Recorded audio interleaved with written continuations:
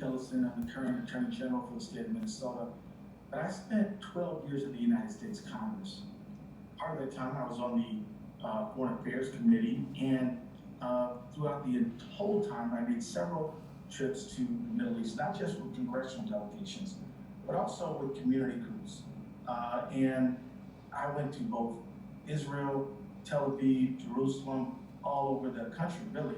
And I also spent time in Palestine, Bethlehem, Gaza, Ramallah, and others as well, including Khalil. And I spent time and energy to try to understand the conflict as well as I could, talk with my constituents over the course of many, many years, and continue to do so. And that's why I want to thank the Americans for Peace Now for honoring Yitzhak Rabin. I want to be clear. Yitzhak Rabin was a warfighter. He was a effective and even ruthless soldier for his cause. And even after he left the military service as a member of the Knesset and in administration, he did things which I think are human rights abuses, including ordering breaking the bones of Palestinian protesters. And so you might think, well, why are you honoring him? Because despite him being a fierce proponent of his cause, he said, we must make peace with Palestinians.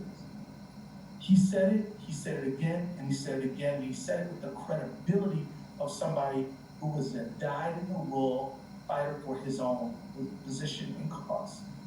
And still, he reached his hand out for peace. It's brave to fight and risk your life in defense of your country and your people. But if you want to demonstrate true bravery, you have to be able to go to your own people and say to them, unless we make peace with the other side, this crisis will never end, and our children, our grandchildren, and our children's grandchildren will go through this crisis that we face right now.